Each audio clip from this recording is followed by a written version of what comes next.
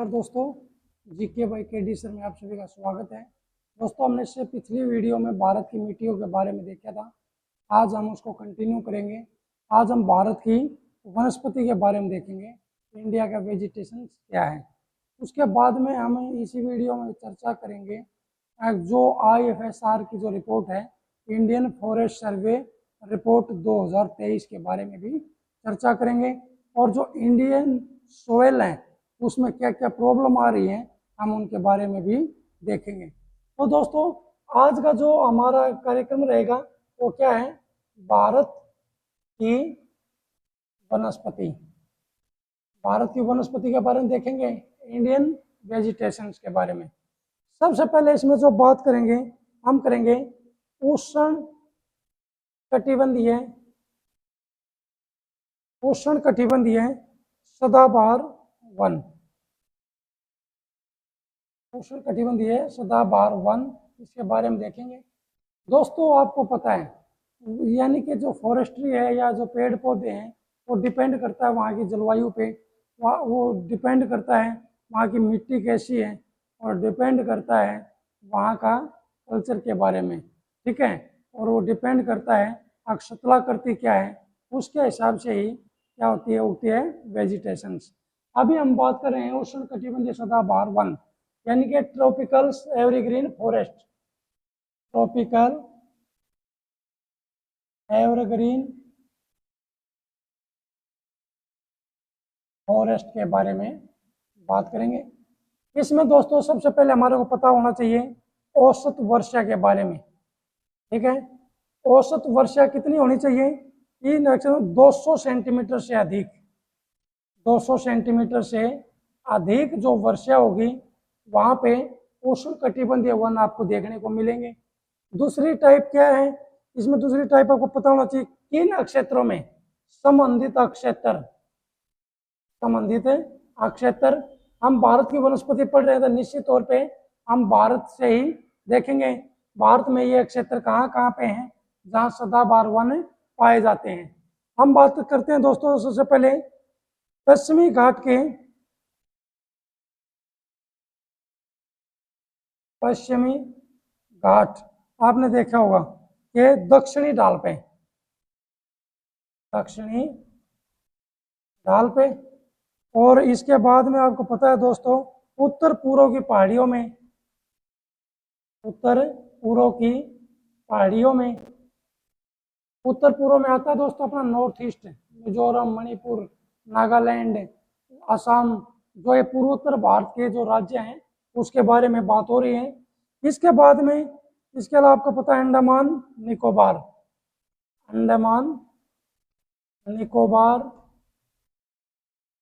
द्वीप समूह। दोस्तों, जो उष्ण कटिबंधीय सदाबहार वन है वो इन क्षेत्रों में देखने को मिलते हैं। इसके बाद में हमारे क्या पता होना चाहिए, वो वेजिटेशन क्या है, वनस्पति क्या है। अगर हम वनस्पति की बात करेंगे कौन कौन से पौधे हैं, रोजवुड,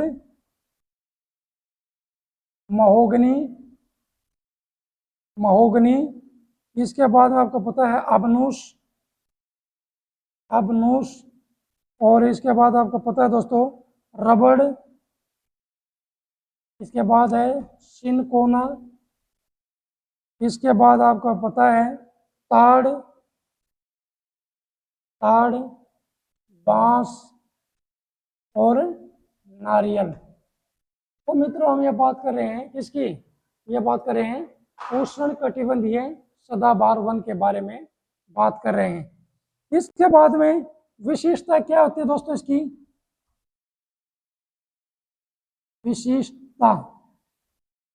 विशेषता क्या होती है, इसमें औसत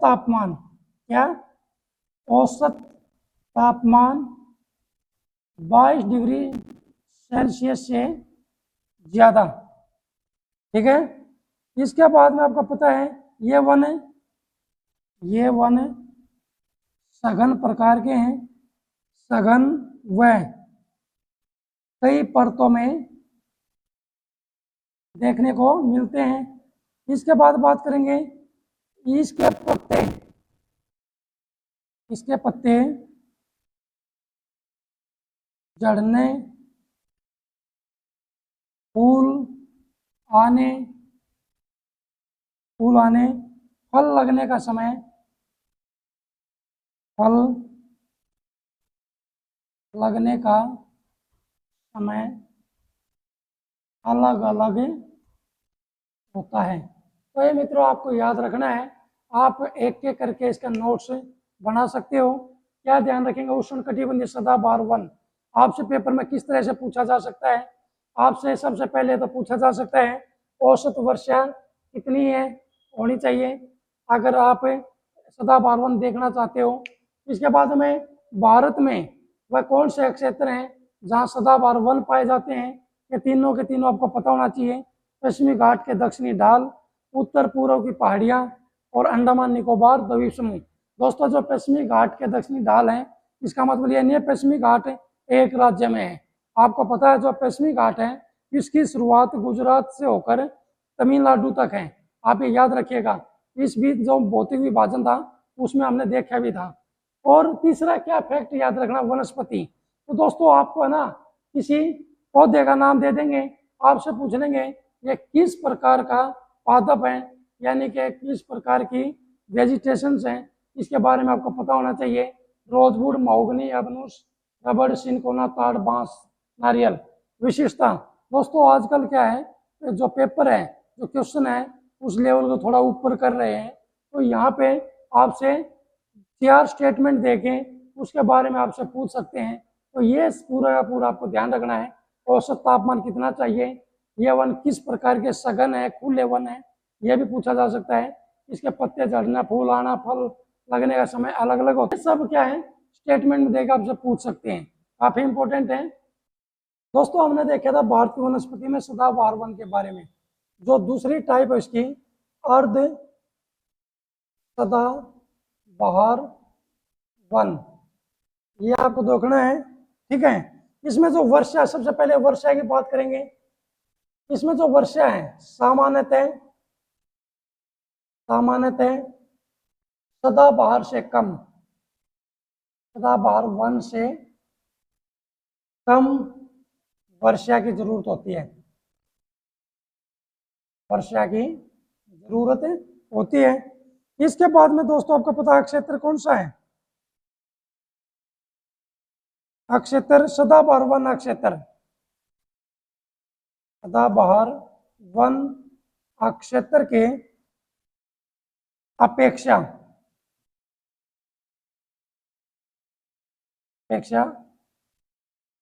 कम वर्षा स्थल।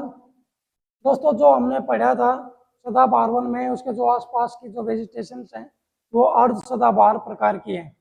इसके बाद में हमारे को पता होना चाहिए पौधे यानी पादप कौन कौन से हैं, यानी कि वन उसमें कौन कौन से पौधे होते हैं। आपको पता होगा साइडर, ओलक और केल, ये आपको पता रहना चाहिए। साइडर, ओलक और केल है, ये वन है, यानी कि वन की टाइप है। इसके बाद में बात क्या करेंगे दोस्तों, इसकी विशेषता क्या है, इसकी विशेषताएं क्या है वो आपको ध्यान रखना है। सदाबहार और आदर पर्णपाती वनों के मिश्रित रूप होते हैं। तो दोस्तों ये आपको याद रखना है। इसमें सबसे ज्यादा जो जरूरी मेरे को लग रहा है, ये जो पौधे हैं इसके बारे में आपसे पूछ सकते हैं उठा के, ठीक है। ये आप ध्यान रखिएगा। अर्ध सदाबहार वन में यानी कि सेमी एवरग्रीन फॉरेस्ट, इसके बारे में बात हो रही है। वर्षा जो सदाबहार में होती है उससे कम जरूरत होती है और ये अपेक्षा करते कम वर्षा वाले स्थानों पर उगते हैं। वन साइडर, ओलक, केल, इस प्रकार की वनस्पति देखने को मिलती है। विशेषताएं क्या है, इसकी विशेषता सदाबहार और आदर पर्णपाती वन है, इसका मिश्रित रूप होता है। दोस्तों हमने सदाबहार वन के बारे में देखा, अर्ध सदाबहार वन के बारे में देखा।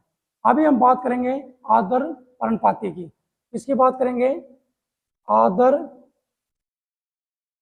पर्णपाती की। जो आर्द्र पर्णपाती वन है इसको बोलते हैं मोइस्ट वेजिटेशंस। ठीक है, वेजिटेशंस मोइस्ट यानी कि आर्द्र पर्णपाती। इसमें सबसे पहले क्या देखेंगे? वर्षा, यानी कि वर्षा कितनी होनी चाहिए आर्द्र पर्णपाती के लिए? दोस्तों 100 से 200 सेंटीमीटर वर्षा की आवश्यकता है। 100 से 200 सेंटीमीटर वर्षा होनी चाहिए। और आपको पता है अक्षेत्र कौन से हैं? किन अक्षेत्रों में ये वन मिलते हैं देखने को? उत्तर पूर्व के राज्य, उत्तर पूर्व के राज्य, इसके बाद में हिमालय के गिरिपाद,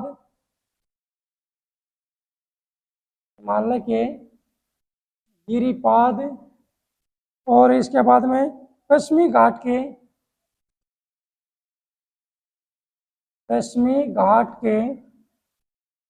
पूर्वी ढाल अक्षेत्र। दोस्तों जो सदाबहार वन देखने को मिले थे कहाँ? पश्चिमी घाट के पश्चिमी ढालों में, और ये पूर्वी ढाल क्षेत्र में। ठीक है, पश्चिमी घाट के दक्षिणी क्षेत्रों में क्या था? सदाबहार।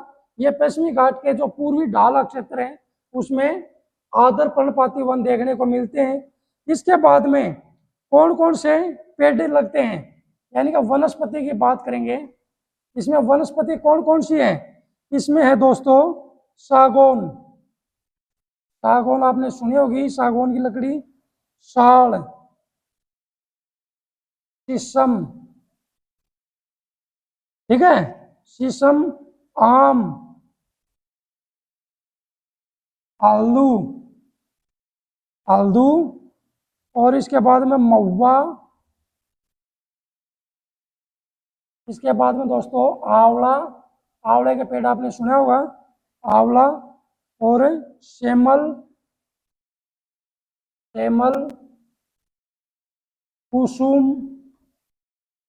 कुसुम और चंदन।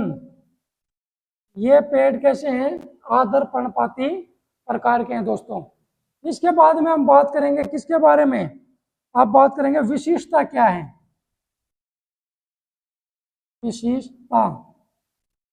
विशिष्टता क्या है दोस्तों?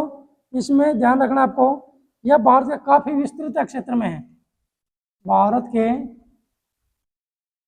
विस्तृत क्षेत्र में फैला है, भारत के विस्तृत क्षेत्र में फैला है। बसंत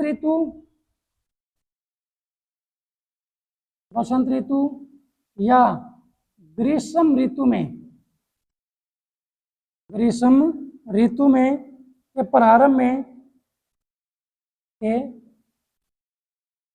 प्रारंभ में अपनी पत्ती गिरा देता है। क्या गिरा देता है?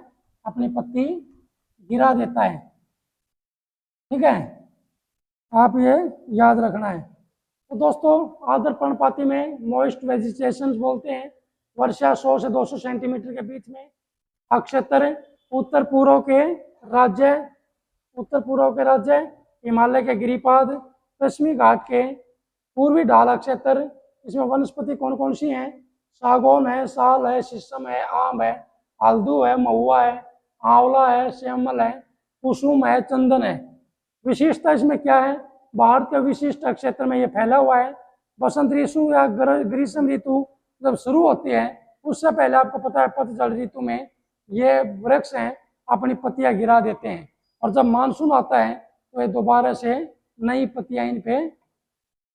इससे पहले हम देखे दोस्तों आर्द्र पर्णपाती के बारे में। अभी हम बात करेंगे शुष्क पर्णपाती की। किसकी? शुष्क पर्णपाती। ये दोस्तों हमने ध्यान देना है, शुष्क यानी कि ड्राई वेजिटेशंस, इसके बारे में देखना है। इसमें वही सबसे पहले वर्षा है। इसमें कितनी वर्षा होनी चाहिए? कम से कम 70 से 100 सेंटीमीटर के बीच में दोस्तों, 70 से 100 सेंटीमीटर के बीच में वर्षा होनी चाहिए। इसके बाद में हमारे को क्या ध्यान रखना है? यानी किन क्षेत्रों में संबंधित क्षेत्र, यानी कि संबंधित क्षेत्र की बात हो रही है, तो इसमें कौन कौन से हैं? प्रायद्वीप के अधिक वर्षा वाले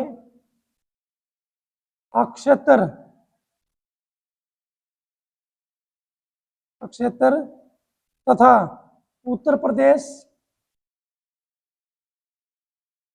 व बिहार के मैदानी भागों में ये शुष्क पर्णपाती वन देखने को मिलते हैं। इसमें वनस्पति कौन सी है? वनस्पति आपको पता रहनी चाहिए। कौन कौन सी वनस्पति होती है दोस्तों? तेंदू, पलाश, ठीक है, तेंदू, पलाश, अमलतास, ये भी याद रखना आपको दोस्तों। बेल,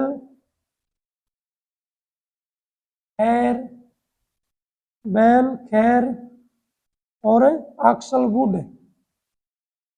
अक्सलवुड, ये वनस्पति देखने को मिलती है। इसके बाद में आपको क्या याद रखना दोस्तों? इसकी विशेषता क्या है?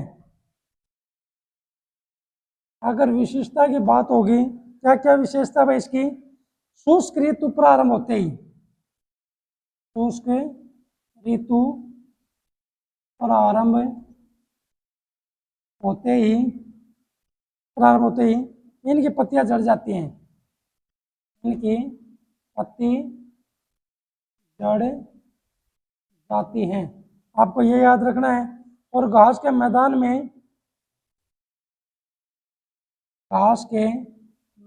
में जो ये वन है, नगन पेड़ खड़े रह जाते हैं, यानी नंगे पेड़ खड़े रह जाते हैं।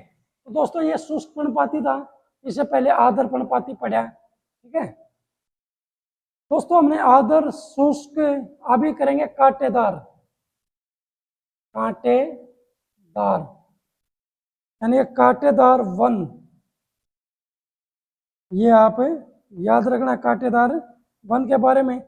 इसमें जो वर्षा है 70 सेंटीमीटर से कम, यानी कि जहां वर्षा 70 सेंटीमीटर से कम है, अक्सर ये पेड़ देखने को मिल जाते हैं। इसका विस्तार कहाँ है, यानी किन क्षेत्रों में ये पेड़ देखने को मिलते हैं, इसकी बात करेंगे। दक्षिण पश्चिमी पंजाब, हरियाणा, दक्षिण पश्चिमी पंजाब, हरियाणा, राजस्थान, गुजरात, ठीक है दोस्तों, गुजरात, एमपी तथा यूपी के अर्ध शुष्क यानी कि सेमी ड्राई क्षेत्र में, ठीक है, इन क्षेत्रों में ये कांटेदार वन देखने को मिलते हैं। इसमें वनस्पति कौन कौन सी दोस्तों? वनस्पति की अगर बात करेंगे कौन कौन सी है? सबसे पहले हम बात करेंगे बबूल की। किसकी? बबूल, बेर, खजूर, नीम, ठीक है। इसके बाद खेजड़ी,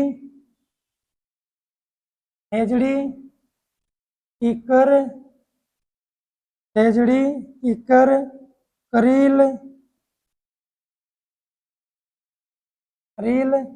और दोस्तों कौन सी है? ये रोहिड़ा। और दोस्तों ये क्या है? ये वनस्पति हैं। अब हम बात करेंगे विशिष्टता की, यानी कि विशिष्टता या विशेषता क्या होती है? विशेषता यही होती है भाई, इन वनों में पौधे, पूरे वर्ष भर पर्णरहित रहते हैं,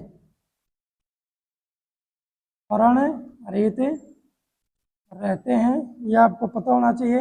और झाड़ियों जैसे लगते हैं, कैसे लगते हैं?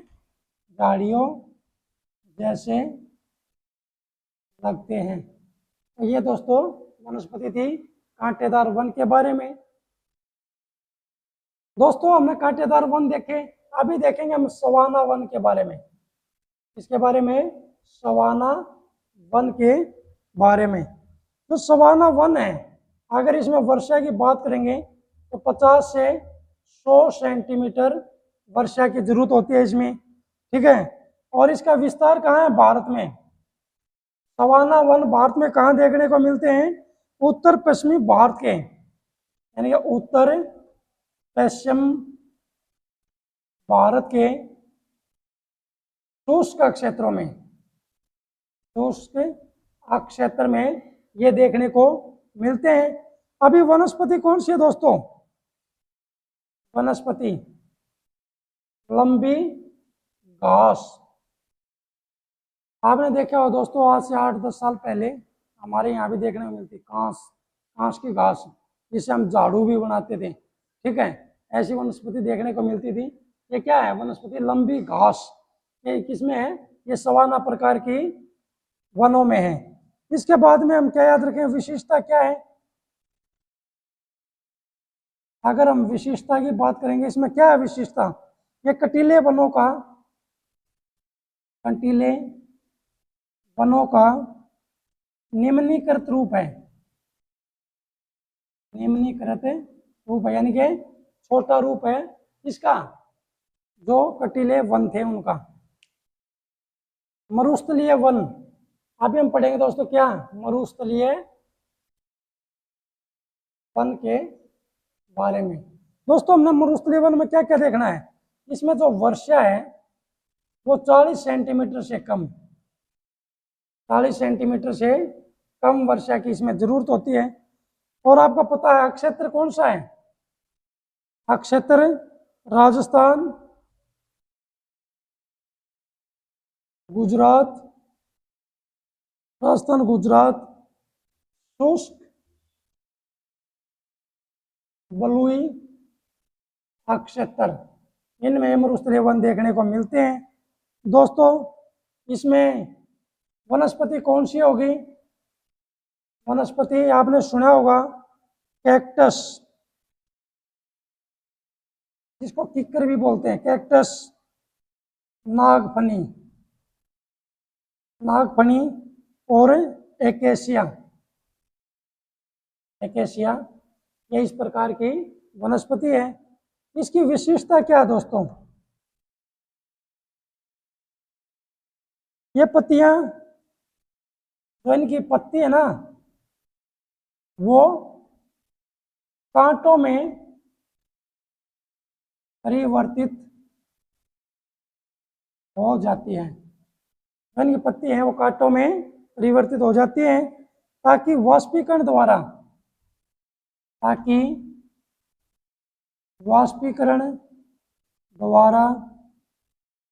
जल का ह्रास कम से कम हो, ठीक है दोस्तों। तो हमने ये भारत की वनस्पतियों के बारे में पढ़ा है, देखा है। तो आगे हम बात करेंगे। दोस्तों ये हमने भारतीय वनस्पति के बारे में पढ़ा। अभी हम पढ़ेंगे IFSR, यानी कि भारतीय वन सर्वेक्षण रिपोर्ट। इसमें दोस्तों हमारे को देखो, इसमें दो चीजें याद रखनी है। जो इसकी शुरुआत हुई थी ना, इसकी शुरुआत 1987 में पहली बार की गई। पहली बार कब की गई? 1987 में। और जो IFSR रिपोर्ट है, हर 2 वर्ष के बाद प्रकाशित की जाती है। जो 2023 में रिपोर्ट आई थी, 2023 में 18वीं रिपोर्ट प्रस्तुत की गई। तो दोस्तों 2023 में हुई थी, 2025 में, निश्चित ही बात है। लेकिन दोस्तों ये जो रिपोर्ट है ना, ये नवंबर दिसंबर के महीने में की जाती है, नवंबर दिसंबर के महीने में। ऐसे में जो आपका एग्जाम है वो कंडक्ट हो चुका होगा, ठीक है। अब आपको देखना है जो IFSR जो रिपोर्ट है, ये किस मंत्रालय के अधीन रिपोर्ट वो करती है? पर्यावरण एवं जलवायु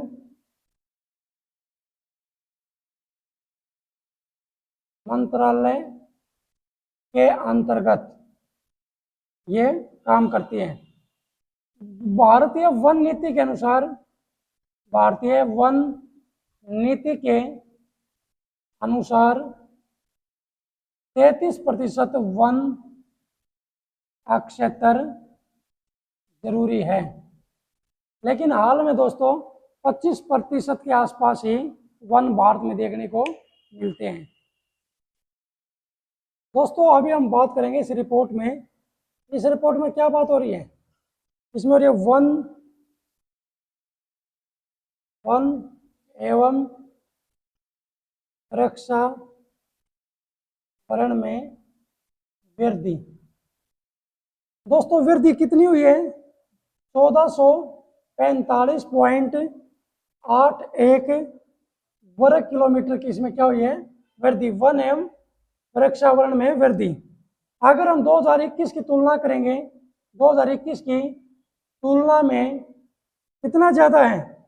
156.41 वर्ग किलोमीटर की वृद्धि दर्ज की गई है। अभी दोस्तों अधिकतम वन यानी कि अधिकतम वृद्धि करेंगे वृक्षावरण एवं वन के बारे में बात करेंगे तो सबसे ज्यादा वृद्धि किस राज्य में हुई है? छत्तीसगढ़ में। इसमें हुई है छत्तीसगढ़ में 684 वर्ग किलोमीटर, ठीक है दोस्तों। इसके बाद में उत्तर प्रदेश में हुई है, यूपी में कितनी? 559 वर्ग किलोमीटर। इसके बाद में बात करेंगे उड़ीसा, उड़ीसा की बात करेंगे, इसमें कितनी वृद्धि हुई है? 559 वर्ग किलोमीटर, इसमें भी इतनी हुई है। और राजस्थान में 394 वर्ग किलोमीटर की वृद्धि देखने को मिली है। तो दोस्तों पेपर में आपसे सीधा उठा के पूछ सकता है वृक्षावरण या वन में सबसे ज्यादा बढ़ोतरी किस राज्य में हुई है? तो छत्तीसगढ़ में हुई है। इसके बाद करेंगे अधिकतम वृद्धि। देखो ये वृक्षावरण वन यानी सिंगल पेड़ भी है और ग्रुप में भी है, ये आपको ध्यान देना है। जो अधिकतम वृद्धि हुई है ये वन आवरण में हुई है, वनावरण में। ये सबसे ज्यादा किस में हुई है? मिजोरम में। इसमें हुई है मिजोरम में कितनी? 242 वर्ग किलोमीटर की। और इसके बाद कहाँ पे हुई है? गुजरात में। गुजरात में कितनी हुई है दोस्तों? 180 वर्ग किलोमीटर की हुई है। इसके बाद हम बात करेंगे ओडिशा की। ओडिशा में कितनी हुई है? 152 वर्ग किलोमीटर की हुई है। अब बात करेंगे सबसे ज्यादा कमी किस राज्य की फॉरेस्ट्री में हुई है? वो आपको पता होना चाहिए दोस्तों। मध्य प्रदेश में सबसे कम, मध्य प्रदेश में सबसे ज्यादा वन काटे गए हैं, ये आपको याद रखना है। 612.41 ये वर्ग किलोमीटर का क्षेत्र है। इसके बाद में कर्नाटक में वन कटाई ज्यादा हुई है, कितनी? 459.36 ये वर्ग किलोमीटर है। इसके बाद में लद्दाख में हुई है दोस्तों। लद्दाख में कितनी कटाई हुई है? 159.26 वर्ग किलोमीटर हुई है, ये आपको याद रखना है। क्षेत्रफल की दृष्टि से शीर्ष राज्य है, यानी कि अगर हम क्षेत्रफल की दृष्टि से बात करेंगे सबसे ज्यादा वन किस राज्य में है? यहां लिख देता हूं, क्षेत्रफल की दृष्टि से सबसे ज्यादा वन दोस्तों किस राज्य में सबसे ज्यादा वन? सबसे ज्यादा वन है मध्य प्रदेश में। कहाँ पे? मध्य प्रदेश में। और सबसे ज्यादा कटाई कहाँ हुई थी? मध्य प्रदेश में। आप ये जरूर याद रखिएगा। एमपी में कितने हैं? 77,073 ये वर्ग किलोमीटर क्षेत्र में वन देखने मिलते हैं। इसके बाद में अरुणाचल प्रदेश की बात करते हैं। अरुणाचल प्रदेश में कितने वन हैं? 65,882 65,882 वर्ग किलोमीटर है। इसके बाद में अगर हम बात करेंगे कहाँ? छत्तीसगढ़ में। छत्तीसगढ़ में भी ज्यादा वन है। कितने हैं? 55,812 वर्ग किलोमीटर है दोस्तों। ये आपको याद रखना है। यदि प्रतिशत की बात करेंगे भारत में प्रतिशत की दृष्टि से ज्यादा वन, देखो एक है जैसे हरियाणा है। हरियाणा ये कोई एरिया है, ये 100 वर्ग किलोमीटर का है। कितना है? 100 वर्ग किलोमीटर का। मान लेते हैं इस पे कितना होगा? 96 वर्ग किलोमीटर पर वन होंगे तो कितना होगा ये इसका? यानी कि 4% ही खाली है। 96% भाग पे क्या है? वन है। तो ऐसे देखना दोस्तों, भारत में प्रतिशत की दृष्टि से सर्वाधिक वन कहाँ पे हैं? ये आप ध्यान रखिएगा। सबसे पहले सबसे ज्यादा है लक्षद्वीप में। कहाँ पे है? लक्षद्वीप में है। कितने? 91.33%। इसके बाद में मिजोरम में है। इसमें मिजोरम में कितने हैं? 85.34% है। इसके बाद अंडमान निकोबार में, इसमें कितने हैं? 81.62%। तो दोस्तों ये याद रखना है। यदि हम ऊंच आवरण की बात करेंगे, ऊंच आवरण यानी कि भारत के 19 राज्य का वनावरण 33% से ज्यादा है। राज्य एवं केंद्र शासित प्रदेश आएगा भाई, केंद्र शासित प्रदेश। इससे कितना है? 33% से ज्यादा। जो हमारी फॉरेस्ट जो नीति है उसके हिसाब से 33% का लक्ष्य रखा गया है। दोस्तों अभी बात करते हैं मैंग्रोव वन की। किसके बारे में? Mangrove one. जो मैंग्रोव वन है इंडिया के अंदर कितना आवरण है? 4,991.68 वर्ग किलोमीटर क्षेत्र में दोस्तों। जो कुल भौगोलिक क्षेत्र है कितना? कुल भौगोलिक क्षेत्र का 0.15% है। ये आपको ध्यान रखना है। और 2021 से 7.4 वर्ग किलोमीटर की कमी आई है दोस्तों। ये आप जरूर याद रखिएगा। और गुजरात में सबसे ज्यादा कमी देखी गई है। गुजरात में सबसे ज्यादा कमी देखी गई है। आप दोस्तों ये जरूर याद रखिएगा। और ये कितनी कमी देखी गई है? ये आपको पता होगा 36.39 वर्ग किलोमीटर की। और इसके बाद में आंध्र प्रदेश में इसमें कितनी कमी देखी गई है? 13.1% की। इसके बाद बात करेंगे महाराष्ट्र की। महाराष्ट्र की कितनी कमी देखी गई है? 12.39%। आप दोस्तों ये जरूर याद रखिएगा। अगर हम वनाग्नि के बारे में बात करेंगे, वनाग्नि यानी कि फॉरेस्ट फायर सबसे ज्यादा किस राज्य में हुआ है? उत्तराखंड में पहला नंबर पर सबसे ज्यादा। और दूसरा उड़ीसा में। और तीसरा छत्तीसगढ़ में। यानी कि फॉरेस्ट फायर यानी कि आग लगी देखी गई है। दोस्तों अभी हम बात करेंगे अंतर्राष्ट्रीय संधियों की। इसकी बात करेंगे अंतर्राष्ट्रीय संधि की। अंतर्राष्ट्रीय संधि कौन कौन सी है? पेरिस समझौता दोस्तों, पेरिस समझौता। अगर हम इसके अनुसार बात करेंगे, पेरिस समझौता, इसमें राष्ट्रीय स्तर पर योगदान यानी कि एनडीसी, राष्ट्रीय स्तर पर योगदान की अगर हम बात करेंगे, कितना है इसमें? 2030 तक, कब तक है? 2030 तक टारगेट रखा हुआ है 2.5 से 3 बिलियन, 2.5 से 3 बिलियन क्या ये कार्बन सिंक बनाना, कार्बन सिंक बनाने का लक्ष्य है। यह आप दोस्तों जरूर याद रखना है, ये पेरिस समझौता था। दूसरा हम बात करेंगे बॉन चैलेंज की। बॉन चैलेंज क्या है? बॉन चैलेंज में कहा गया दोस्तों वर्ष 2030 तक, वर्ष 2030 तक क्या टारगेट रखा गया है? 26 मिलियन